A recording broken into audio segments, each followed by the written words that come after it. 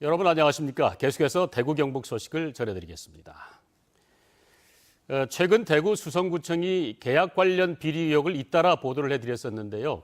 이번에는 국고보조 사업까지 수성구청이 수의계약을 편법으로 이용했고 서류까지 조작한 것으로 드러났습니다. 도성진 기자의 보도입니다. 대구 수성구청은 지난해 말 청소년 수련관 기능 보강공사라는 이름의 리모델링 공사를 했습니다. 무대 조명 등 공연장 환경 개선을 포함해 8개 분야 공사에 2억 원의 국비가 지원됐는데 참여한 8개 업체와 모두 수의계약을 맺었습니다. 특히 수의계약 기준을 초과한 4,600만 원짜리 공사의 경우 여성이 대표인 업체와는 5천만 원까지 수의계약을 할 수 있도록 한 예외 규정을 적용해 A 업체에 맡겼습니다. 4,700만 원짜리 무대 조명 공사 역시 같은 규정을 이용해 또 다른 여성 대표 업체에 맡겼습니다. 더 큰 문제는 이 공사와 관련해 허위 서류까지 꾸몄다는 것입니다. 실제 모든 공사는 지난해 11월 끝났지만 계약 관련 서류에는 12월 중후반까지 이어진 것으로 기록돼 있습니다. 국고 보조 사업인데도 미리 특정 업체에 공사를 주고 뒤늦게 계약서를 꾸민 수성구청은 이런 허위 사실을 공시까지 했습니다.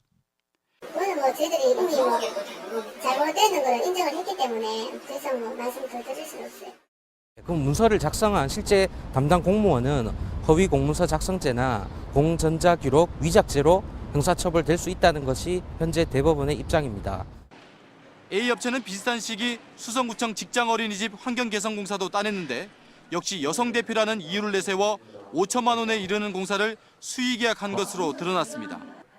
수성구청은 왜 계약서와 다르게 공사가 진행됐는지, 어떤 이유로 특정 여성이 대표인 업체와 수의계약을 남발했는지 끝내 밝히지 않았습니다. MBC 뉴스 도성진입니다.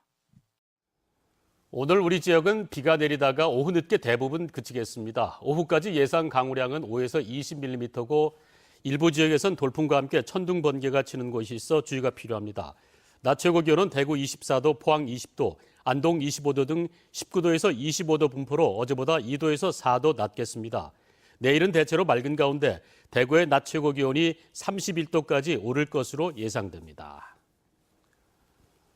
대구 시립희망원 팀장급 이상 간부들 가운데 그동안 사표가 수리되지 않았던 8명이 사직하기로 했습니다.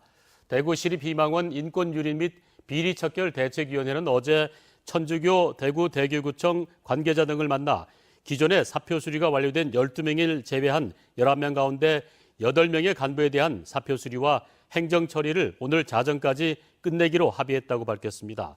나머지 3명에 대해서는 희망원을 3년간 운영하는 사회복지법인 전석복지재단 대구시와 협의를 진행하기로 했습니다. 공정거래위원회는 건축사들의 수주를 실적에 따라 제한한 경북 지역 6개 건축사회에 시정명령을 내리고 과징금 4억 100만 원을 부과했습니다. 공정위에 따르면 영천과 칠곡, 청도 등 경북 지역 6개 건축사회는 이른바 총액 상한제를 시행하면서 대부분 회원들의 수주 금액이 일정 금액에 도달할 때까지 이미 금액을 채운 회원들의 수주를 제한한 것으로 드러났습니다. 또 새로 협회에 가입한 회원들은 일정 기간 수주하지 못하도록 제한한 것으로 드러났습니다. 대구시가 운영하고 있는 여성 새로 일하기 센터를 통해 일자리를 얻은 여성은 올 4월까지 2,900여 명으로 지난해 같은 기간 1,800여 명에 비해서 54% 증가한 것으로 나타났습니다. 특히 지난해 취업한 전체 여성 5,900여 명 가운데 정규직 비율이 84%로 전국 평균 69%보다 높았던 것으로 집계됐습니다. 대구시는 임신과 육아 등으로 장기간 경력이 단절된 여성들을 위해 찾아가는 취업 상담 서비스 굿잡버스를 운영한 것 등이 성과를 거뒀다고 설명했습니다. 대구시는 사회적 기업들의 판로 확보를 위해 이들 기업 제품을 소개하는 카탈로그를 만들어 공공기관들에 배포하기로 했습니다. 취약계층의 일자리를 제공하는 등의 사회적 목적을 실현하면서 제품을 생산하는 사회적 기업은 대구에 107곳이 있는데 대구시는 이들 기업이 성장할 수 있도록 공공기관의 제품 구매를 촉진하고 있습니다. 한편 대구 사회적 기업 근로자 1,080여 명 중 60%가 취약계층이며 기업 매출은 2014년 370억 원에서 2016년 450억 원으로 늘었습니다. 대형 유통기업과 지역 중소유통기업의 균형 발전을 협의하기 위한 유통업 상생발전협의회 운영이 미흡한 것으로 나타났습니다. 대구 경실련에 따르면 지난 2011년부터 7년 동안 유통업 상생발전협의회 회의는 각 구청별로 평균 4회 정도 열리는 데 그쳤습니다. 이는 회의 횟수가 분기별 1회 이상 개최를 원칙으로 하는 유통산업발전법 규정에 크게 미치지 못한 수치입니다. 경실련은 회의 내용도 유통기업 간 상생이나 전통시장 보존 방안 등에 대해서는 논의조차 되지 않고 있다고 지적했습니다. 대구시가 수도권을 제외하고 해외 환자를 가장 많이 유치한 것으로 나타났습니다. 대구시는 지난해 대구를 찾은 해외 환자가 2만 1천여 명으로 2015년보다 62.5% 늘었다고 밝혔습니다. 이는 비수도권 중 최초로 2만 명을 돌파한 것으로 서울, 경기도에 이어 전국 3위였습니다. 대구시는 인프라를 확대 구축하고 러시아와 카자흐스탄 등으로 수요층을 다변화한 노력의 결과라고 성과를 분석했습니다. 대구시는 금융 일자리 복지 관련 상담을 한 자리에서 해주는 민생 현장 상담회를 오늘 오후 2시부터 7시까지 내당 일동 주민센터에서 엽니다.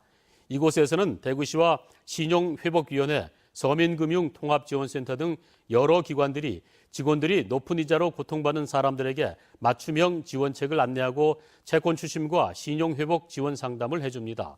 또 전문 직업 상담사가 일자리 알선을, 사회복지사가 각종 복지 제도 상담을 할 예정입니다. 대구시 장애인 취업 박람회가 오늘 오후 2시 대구 시민체육관에서 열립니다. 올해 두 번째로 개최되는 장애인 취업 박람회에는 대구은행과 동산의료원 등 지역의 41개 업체가 참여해 1대1 상담과 면접을 통해 신규 채용을 하고 다양한 취업 정보도 제공할 예정입니다. 지난해 행사에서는 40여 곳의 구인업체와 700여 명의 구직 장애인이 참여해 52명이 일자리를 얻었습니다. 경상북도는 사회적 기업의 경쟁력을 높이기 위해 제품 개발과 판로 개척 등에 필요한 사업 개발비 16억 개원을 지역 사회적 기업에 지원합니다. 지원 대상 기업은 고용노동부 인증 사회적 기업 41개 업체와 경상북도 지정 예비 사회적 기업 50개 등 모두 91개 업체입니다. 이상으로 생활뉴스 모두 마칩니다. 함께 해주신 여러분 고맙습니다.